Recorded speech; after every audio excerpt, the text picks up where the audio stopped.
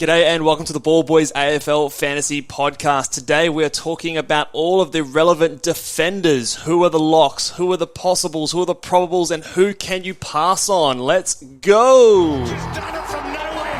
Hoisted the goal from inside the centre. Sheed from the boundary. Dusty. Round Petty. Petrarca.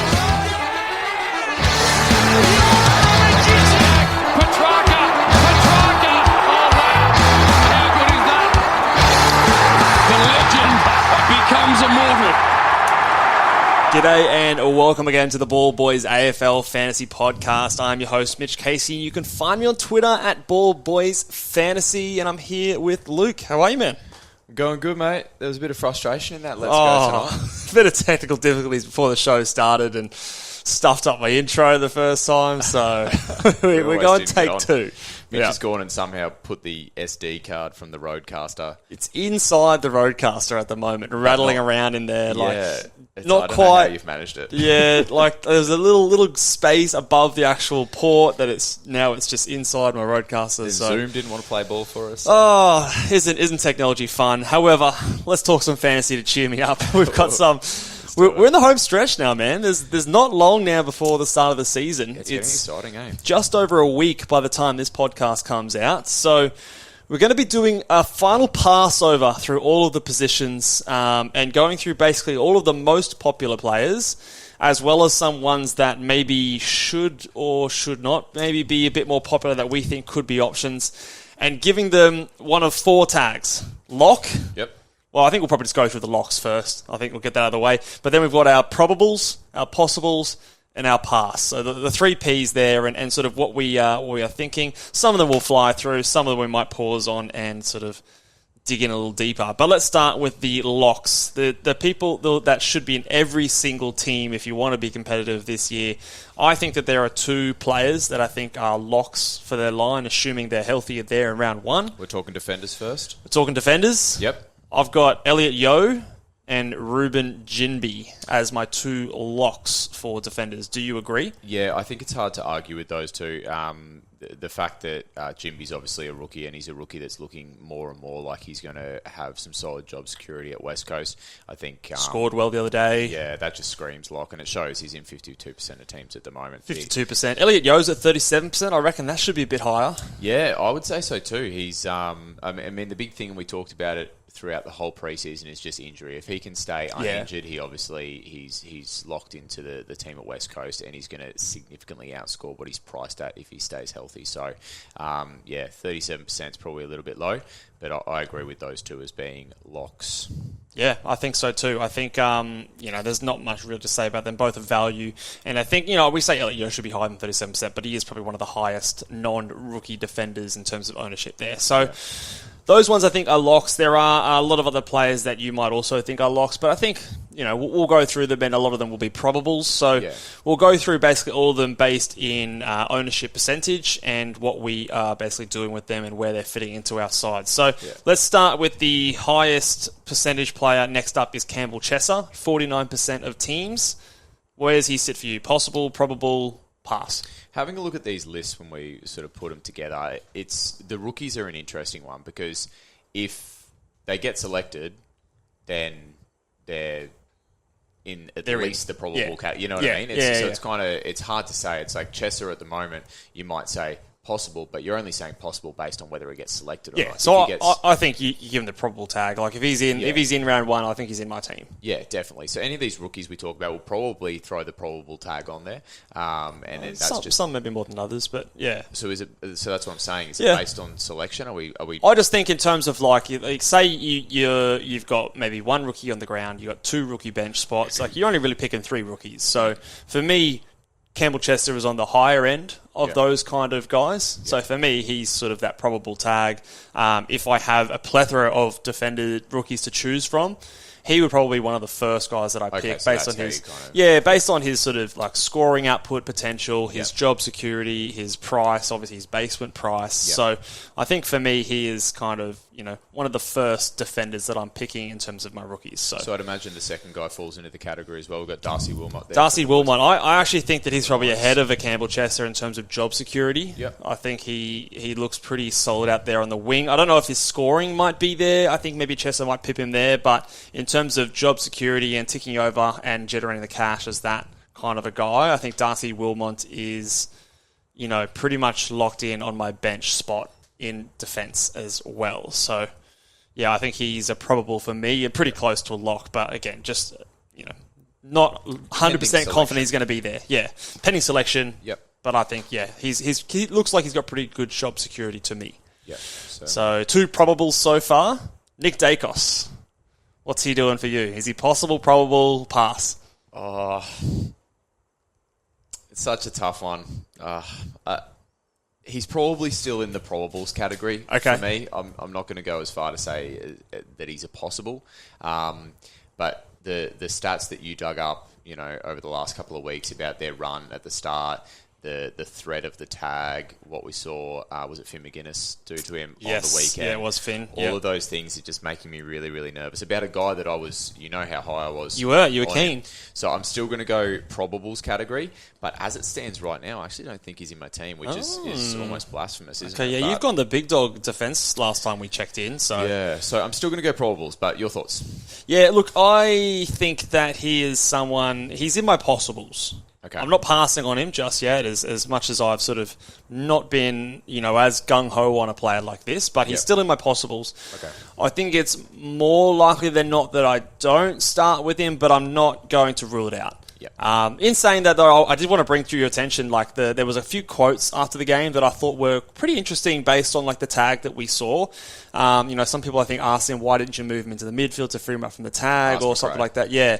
And I think they said that they didn't want to reveal what they were going to do to the rest of the comp when they do get tagged. So I thought that was interesting. And I wonder if that's why we saw his CBA percentage so low. Maybe it was a teaching moment of Dacos, hey, just fight through it. Obviously it doesn't mean anything. Yeah. Fly's a clever guy, and what you just said, I hadn't heard it, but it kind of lends itself to a point that I've been making during the preseason, which is the fact that they're not just going to let him get tagged. And they kind of just did in the preseason game. Yeah, and that's an interesting comment. I like that one. Yeah. When did he say that? Was that today? No, that was after the game. I just hadn't heard it until today. Yeah. I think I saw it. A reporter, I think it might have been Mitch Cleary or something like that, sort of raised that point. So I think that was interesting. So. That gives me a little bit more confidence. Okay. Yeah. All right. Cool. See how you go. But yeah, no, I still think that.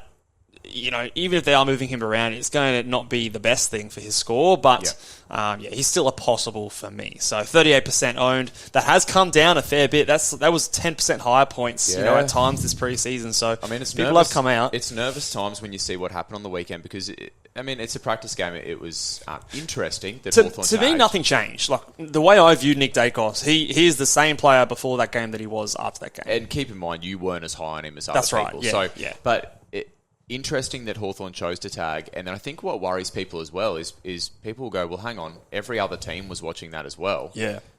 So they're maybe thinking, could we do that? Just consolidates it a little bit more. Sam Doherty. This guy was the closest guy that I had to being lock in that status. Lock category. Dr. Lock. Of the rest. Okay. He must be probable for you then. Well, he is. But since I pulled that Houdini and got him into the team after the reveal, he hasn't left the side. So what he did on the weekend didn't harm that either, I wouldn't have thought. So probable for you. He's possible for me. He's in the mix. He's training with the boys. He's spent time at Mitchman, but right now he's in the Magoos.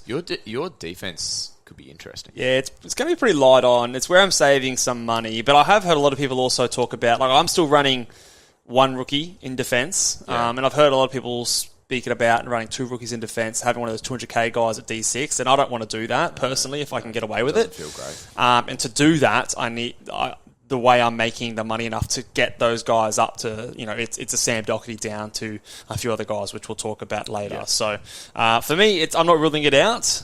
He's still possible for me. I've had him in iterations of my team, so not locking myself into the thing. The only thing is, you've got to put him into your side matchup round one, like the first game, and it is a way to make cash. So it's a fair amount of cash to spend on the first game. Are you going to get to Thursday night and think, I've got VC on top? Yeah, well, see, and I want to have a bone to pick because, I think a lot of people are still in the mindset of old fantasy where Thursday nights, I've got to use my VC Thursday night. I don't subscribe to that. I want my second best player and my best player to have my vice captain and my captain. So I agree with that. But for a lot of people, Doc, maybe, yes, that could be the case. But for me, in a team, if I've got maybe a Bailey Smith or a Bont or a Dunkley, they're going to have my VC over that, and then I might have a Dunkley or a Steele, depending on how my team goes. I don't know if I want to be watching the Tigers and cheering for Doherty first game. I'll already be emotional. Well, hopefully it's because the ball's down that end, and he's taking a lot of kick-ins or whatever. All right, let's go on to the next rookie here. So Alex Chincotta, the Ciabatta, the bread. He is. So what do you think about him? Possible, probable? He's probable. So we talked about the rookies before, and if they're looking like they're going to be selected, he would be one of those guys that's in the upper echelon for me in terms of selection. So I think that what he did on the weekend was really impressive, and that for me kind of confirmed that if he is selected, that he might have some job security and could score all right as well. He's probable for me too. The one thing I like about him, he's 26 years old. He's that older guy, so perhaps that might save him a little bit from matured bread. Yeah, it's aged bread. But that might save him from being a sub in some instances, potentially. Again, we're kind of guessing with that kind of thing. 200k. But we now have said probable to 3 defenders, 200k. We both said that we don't want to go a 200k defender at D6. So this leads me to my next question here is, do you have one of these guys in your midfield? Because I think 2 out of the 3, Chesser and Chincotta, are DPP, and you could put in your midfield. That is where I'm going. I'm going to have one of those guys in my midfield bench because I'm struggling to find basement price midfielders to be at my M9 at M10. So I think one of those guys, probably maybe a Chesser, is going to be sort of in my midfield bench spots. So what are your thoughts there? How's your team structure? I think Chesser's less likely to get selected than Wilmot and Chincotta at the moment. So I heard from a comment, I think that Chincotta and Lockie Cowan are sort of fighting for that final spot on the list. So, which, I mean, we're okay with. We'll pick either of them. We'll go one or the other. Yeah, mostly. So I do have Chesser in the team at the moment as a midfielder, like you mentioned there before, but that is pending selection. So, okay, cool. The next guy here, next highest ownership percentage, Charlie Constable. I'm going to go ahead and say he's very probable for my team. I guess the only thing, he's pretty close to a lock for me, just pending selection. And there is room that if we hear some not so favourable comments leading up to round 1, or there's one of those other players that might be returning sooner than we maybe thought, that might put a little flag there, but he's like a 90%, 95% guy that's going to be on my side. And I think he unlocks a lot that I'm happy to do with my team when he's sitting at D5. Yeah, I couldn't agree more with you there. The Copper's been at D5 for me for the last sort of week or so, and for me, he's always been a halfway house. You know what I mean? I've never looked at him and thought, oh, wow, I'm going to really ride him. It's just going to be like a sort of 4-week, 5-week stint maybe, if I could stretch it to 6 weeks, and then some of those Gold Coast backmen come back in, and he's kind of served his purpose. That's the way I see it playing out. I see that too. I think he might be one of our first upgrades, and sort of, if he can give us 5 to 6 weeks, that's amazing. That's kind of all we're really asking him for, and hopefully in that time he can give us some good scores. Might cause some headaches, but hopefully he generates cash quickly enough that it's not going to be too big a deal. Yeah, so I think that is pretty good there, and I expect his ownership to potentially continue to rise. Yeah. Here is the one of the next premiums on the board, and Jordan Dawson in 22% of sides. He's rocketing up the potential list for me. I'm still going to say possible, but he's trending towards probable in my side. I think he's my preferred option if I can get the cash to get there as a D1.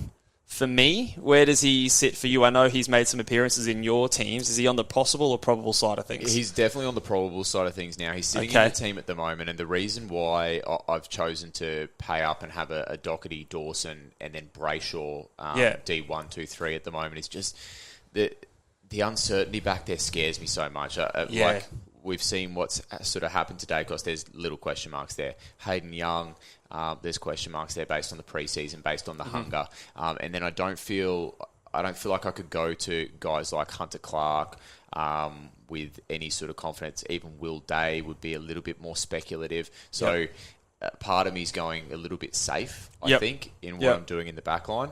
I've got those three guys there currently with Yo in at D4. And there'll definitely be people out there who disagree and who think, hey, no, there's so that's much the game, man. Had. Like that's where it's gonna be interesting, I reckon. So, and look, I don't get me wrong, I don't disagree that there's value to be had back there, but I don't know if I back myself to pick the right value. And you probably have to pick the right value. Yeah, and you're probably not going to go like wrong. It's not going to hurt you. Where it's going to maybe hurt you is like the rest of the ground, and if you maybe miss someone that was really good value. But again, it's just that's the game, man. Like you might get it right, and we might all get it wrong, or we might all get it right. You know, that's just the way it's going to be, and everyone's going to see it differently. We're not going to really know until several weeks in. So I think there's nothing wrong with that strategy. I've toyed with it a little bit myself. I don't think I've ever gone 3 deep, but maybe having 2 of those guys. I think everyone needs to have one of those top 4 defenders.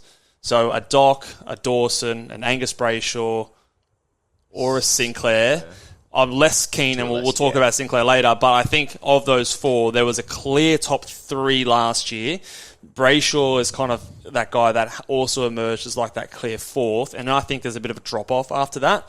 And I don't want to be going into the season without at least one of them, because then you're trying to trade in 4 guys that you're kind of reserving a spot for later on. And you're banking on a lot of ability to pick those breakouts, and picking a lot of breakouts for that to happen. So that's the bit that worries me. Yeah, so for me, I think you need at least one.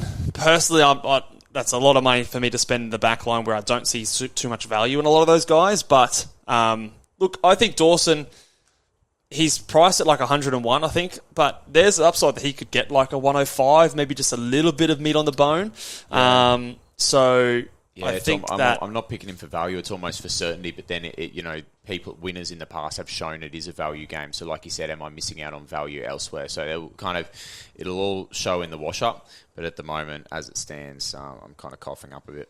Will Gould is next at 17%. So exist. Yeah, I don't know what we're doing there, but apparently he's the guy that we, Is he just kind of placeholding for people, do you think, still? I would imagine so. I think that he's someone that we've just popped into our side at several points in the preseason, and he's just kind of been held over. I mean, I hope that everyone listening to this podcast realises that Will Gould is not going to be there round 1, and you should probably be looking for something that's a bit more, certainty, like some of those names we mentioned earlier. Yeah. So I think... it's a pass. Yeah, it's a pass for me. So, I think that one's pretty easy. Mr. Sicily? Sick Dog, it's a pass for me. I've been pretty strong on this for most of the preseason. He's just someone that I haven't really gravitated towards very much, this sort of season. I'm worried about him being a bit more defensive. I'm worried about sort of just the narrative. I don't necessarily subscribe to the narrative of being a bad team equals better points for defenders. I think you still have to possess the ball. And there are times where we saw that play out in like an Aaron Hall or a Jack Zeeble. It was a very special case in my opinion. I don't know if Hawthorn are going to go that route of really just chipping around, seagulling it back there. So, that's sort of my thoughts on A. Sicily. I'm going to pass on him as well. Yeah. DJ will be texting me soon. Get off his Hawks. He'll be cranky. Yeah. I'm passing on him. All right, let's move on to the next guy there. Tommy Stewart at 14%. Pass, probable, possible. Yeah, I'm passing on Tommy at the moment as well.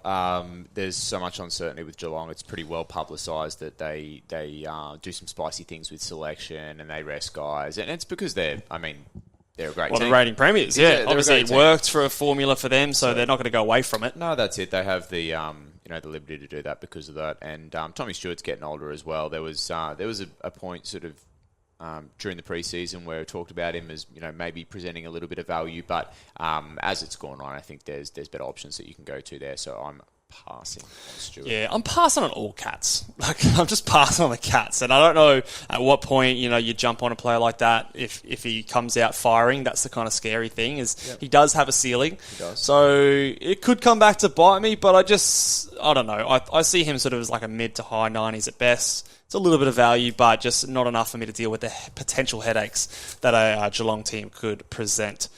Jack Sinclair, 11% owned. Yeah, we sort of alluded to him before. And he was in our top 10 most risky players, our top 10 season wreckers in that rankings there. I think he was number 10. Bloke. Yeah, it's a little bit of uncertainty with a new coach and a new game plan as well. And the other thing that you mentioned is that if for whatever reason he seemed to have an eighth year breakout last year. I mean, it's an out of the box season. It was great. He was an All-Australian. Yeah, but and hopefully for his sake he continues that vein of risk. I think he will. But it just didn't quite add up, and then you go, okay, if I'm picking a guy and paying that much for him, I really want certainty. I want to know his role. I want to know that he's going to be doing X, Y, Z. And at this stage, I think there's a bit up in the air with Ross the Boss. We talked about those 4 guys that we said were the clear top 4 last year. Of all of those 4, Sinclair scares me the most. He's also the second most expensive behind a Doherty. So if you're not going to go with Doc, I think you're probably better off going either the Dawson or the Angus Brayshaw, who we'll talk about next, as those slightly cheap options that could basically do what he does without probably the downside risk of, he hasn't done it he's only done it for one season, basically, at what he sort of is priced at. So a lot of downside for me for Sinclair. He could still be really good, but for me, I'm a pass as well. Angus Brayshaw, probable, possible. What is he for you? Probable for me. Okay. 2 things to talk about. I think that even though we might not see it straight away this season, I think there's the potential as the season goes on for him to get some more midfield minutes, depending on that structure with Melbourne. I think there was another comment about that recently as well, about trying to get some of those guys in there. I don't know how high a rate it will be, but he might spend just little brief stints in there at some point. So it'll be interesting to see when Salem comes back. Yeah, what happens and the Petrarca role as well. The second thing is that I find some comfort in kind of feeling like, regardless of whether he plays the half-back role or the midfield role, that he's probably still going to be a top 6 defender. So that gives me some comfort. And Lockie Hunter coming in kind of avoids that wing role. Avoids the wing role, which we don't want to see, Who's more probable? Like, say you had to make a cut, if with your 3-headed monster there, between Dawson and Brayshaw, who are you cutting first? That's the question I have for you. Because for me, I was much on the Brayshaw train, but I think if I can, I'm going to go Dawson now. They're more similarly priced than I even, about 15k, I think, between the two. And I think if I was to rank the two, I'd go Dawson ahead of Brayshaw now that I don't see quite the upside that I thought was going to be there when I thought he was going to be a pure inside mid. If I was to pick, and like you said, I just got to cut one, I'd cut Brayshaw with my intention being that if once Salem comes back in, if Brayshaw looks like he's making a move to the mid, he would become a trade target for me pretty quickly. Yeah, okay. Yeah. If I saw that would be the same thing if like that kind of news came out and say Salem was there round 1 or whatever, then that might push me in the Brayshaw direction. If I needed that 15k or whatever it is between the two, that's the reason I would probably go with Brayshaw. But so I'd probably say that I think I said Dawson was possible before. Dawson's probably more probable. Brayshaw for me is probably more possible. Okay. And again, so if I have the luxury of going to a Dawson, I think I'm going to go that way. If I need the 15k or there's something that changes in the news leading up to round 1, then Brayshaw is there for me, just as that option. So those two are kind of in and out at D1 for me at the moment. Okay. Yep. But, and I was Brayshaw for much of this season, but I think just what I've seen, I think you're kind of getting what you're paying for. And I think I just have a little bit more confidence in a Dawson just being the captain of his club. I think he's probably higher in the list of guys that, the best players in his team. Yeah. Brayshaw's lower down and yes, because Brayshaw's a bit lower down that list. So that has me just leaning towards Dawson just a little bit more. I liked what I saw on the practice matches with him taking kick-ins, not playing as much on that wing role. Yep. So that's why I'm going a bit that way at the moment, which I don't know if I thought I'd predict earlier on. I thought I was pretty keen on Brayshaw, but just gut feeling a little bit as well there. I mean, it changes over the preseason. I mean, things that we said 4 weeks ago now sound ridiculous. Yeah. Don't they? So, yeah, absolutely. Yeah. So let's go to the next guy, Josh Weddle, rookie there. I think I'm a pass here. I think even if he is named, it sounds like we've got more basement defender rookies than I thought we were going to have about a month ago. Yep. And that's when he was sort of in consideration to me, sort of spending up that extra 60k. But I think even if he's there, I'm probably going to pass on him, assuming those other 200kers are there. Yeah, for that reason, he's still a possible for me because it is pending selection. So if there's other options there, then I'll probably pass on him too. But if it did come to the point where there weren't many options, then that's why I'm still going to call him. So it's like that last ditch kind of, the guy that we might need if we have to. Fill on the bench. Will Day. What are you doing with Will Day? He's possible for me. It's quite possible. I know you're toying with him and Hunter Clark, who might be. Yeah, he's one. Actually, I'm going to go probable for Will Day. Okay. Me. Okay. I think that's where I'm leaning towards at this stage. I don't love it, but I think it's just kind of how my structure is looking. It's possible for me. You talk about why. Why probable? Look, he's priced at 60. I think 60 on the dot. So if he can go high 70s, I think that's, whilst maybe not a smash pick and a knockout of the park pick, but it's serviceable. And I think when I'm trying to structure up my team where in my forward line, I'm trying to go those 4 premiums. Yeah. I'm not messing around with the mid-pricer there. I'm trying not to have a forward in my midfield. In order for myself to get the cash to allow that structure to happen, I need kind of a player around this price point. Or I would need to go both Dacos and Hayden Young and not have a Dawson, Doherty, Brayshaw at D1. And that feels super thin at the moment. So I don't like that. So I'm putting my eggs in the Will Day basket. He's getting centre bounces. He's playing off halfback as well. He's done decently in the past as like a first-year player. I think that it's not too big of an ask to average 78, 79, when you're getting inside mid and defender sort of play in a team that's going to be poor. He's a decent kick, so they're going to want it in his hands. So I'm leaning that way, but I can still be talked out of it. There's a lot of people that are also leaning that way with you. So you're 9% he's in, so he's unique-ish. He's getting talked about. He is on people's radars. Yeah. So you're running at the moment. Yo at D3. Yo D3, Day at D4, Constable. Yeah.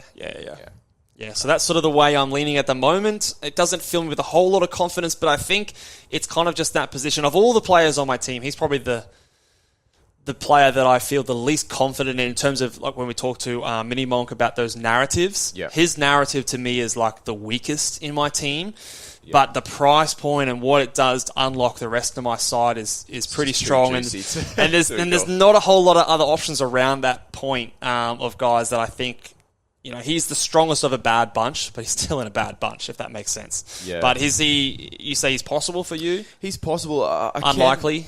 Yeah, I can see a scenario where if I wanted to free up some cash, I could move Yo to D3, ditch Brayshaw, and bring in Day.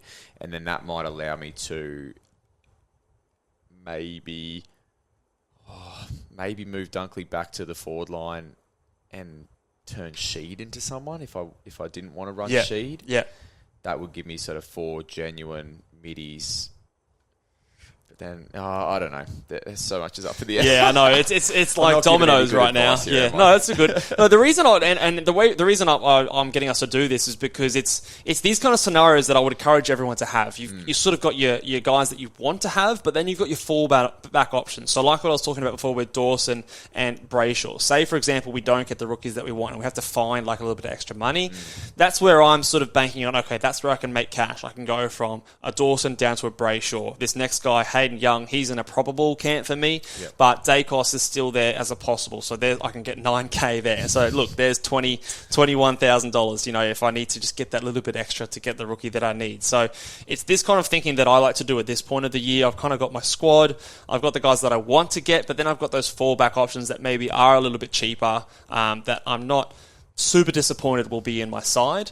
But the problem is you don't want to end up with too many of those guys. No, you don't. Suddenly you find yourself, But I couldn't agree more with the fact that you need to have contingencies because you don't. Yeah. Once your structure is dictated by rookies, that Thursday night we get our final team selected or whatever it is.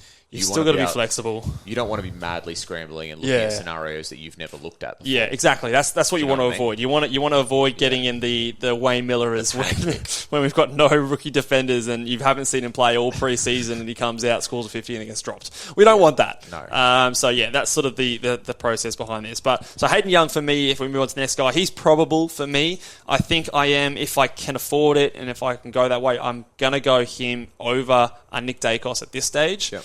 But again, giving myself that out that again, if I need that $9,000, that the difference between those two, I'll do something like that. But yeah, that's sort of where I'm heading at the moment. What are your thoughts? Possible for me on Hayden Young. I know we try not to take too much out of the preseason games, but I would have hoped to see a little bit more hunger. But then, you can go down the other avenue and say the best players really don't care that much at this time of year. They're looking to play well in the big game. So, possible, but is there a chance he could come in? He's been training with the boys. He's training with the boys. All right, Lockie Cowan, 6% owned. I'm going to say he's possible. Again, it's sort of like if he's named over Chincotta, then obviously we're going to go there. I think he can score pretty decently, but again, I'm probably rather him on my bench at this stage. Ditto for me on him. Yeah. Liam Jones is a funny one. I was scrolling down the list here. He's risen up a lot. Obviously played well on the weekend, was taking a lot of intercept marks, 321k. So he's sort of in that Charlie Constable type price bracket. But I'm going to pass here. So does he fit the bill of the old classic? Hasn't been in your mind at all. Never considered him. Yeah. So, but with a guy at that price, can you take a risk? Yeah, look, no, you can't. That's Wayne Miller right there. That's look, rookies maybe. I mean, his rookie price, didn't you say 330? 321k. He's close to a rookie price, closer than Constable. I look at his average in the past. Look, he's got lots of sample to say that he's at best a 50 guy. I wish the Bulldogs had played 2 preseason games. Yeah. He came out what did he actually score? I'll just really quickly look that up. But he did look good. He was marking everything. He would have scored 100 in the first quarter by the looks of things. Well, maybe in Supercoach, but where was he? Yeah, 88 points, 11 marks. Oh, no, that's a pass. That's a pass for me. His career high in scoring was back in 2017. Actually, sorry, it was back in 2011 where he's averaged 56. We'll put it this way. When you've got Constable at the same price, who are you picking? You're going Constable every day of the week. So and you're not having both. So if you were persuaded by that to me is chasing scores. That to me is chasing something you saw one game of. That is a Wayne Miller pick. So for me, that's a pass. Poor I'd be Wayne going. Miller. Yeah, I know. He's done nothing wrong. Like, we were the idiots that picked him last year. Like, it's on us, really. It's become a verb. It has. Yeah, it's become a verb. So let's move on to Andy McGrath. I'm a pass. He's possible, isn't he? You want to say it. No, but just because of what we saw on the weekend, I think if he gets a friendly role, but it's like a 1%. 1%? Okay, giving yourself that little out there that he might make an appearance on your team. I don't think it's going to happen. If it does, just change my team. I'll stand by the fact that there was so many marks going on with that back line. I just don't think that is something that's realistic to expect each week. Yeah. Connor McKenna, I'm passing now. He was in contention before when I thought there wasn't going to be many rookies. It looks like there's plenty of rookies in the defensive line, especially. So for me, that's a pass. Job security, not there. Yeah. Too many mouths to feed. You're passing too? Yep.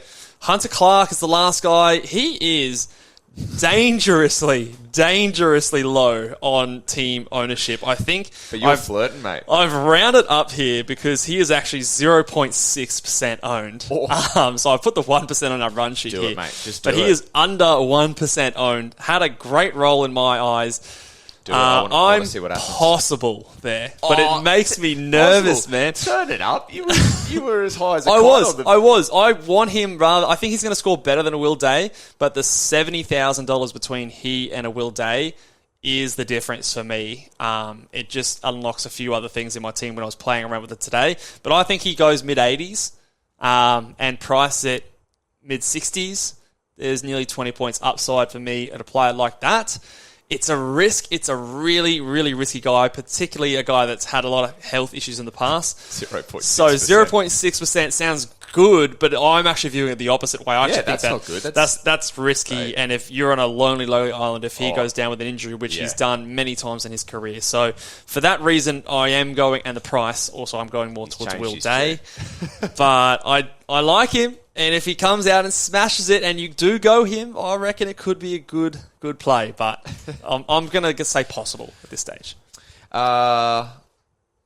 Possible. Possible. Give yourself the out. Yeah, I know. Fair enough. So not. But good. I think did I pass on any? Oh no, I did pass on a few people. there was a few guys there, but I think look, if you wanted a daring team, maybe if you know, your girlfriend's team, you might want to chuck a little bit of flavour on there, something like Are that. you telling me you run your girlfriend's team? You have 2 bites at the cherry. I would never do That's that, mate. not on, mate. I would never absolutely do not that. But yeah, you know, for some people that do want to do that, maybe that might be a little flavour you want to add to your team. Hunter Clark, 0.6% owned. Maybe Dossie. Look, if Doss is listening to the podcast right now, That's the I ultimate pod. know he loves his pods. Here's one. Maybe do a bit of research on him, Doss. Hunter Clark, 0.6%. That's as poddish as they come. That will probably do it for us today, mate. Lots of defenders for us to consider.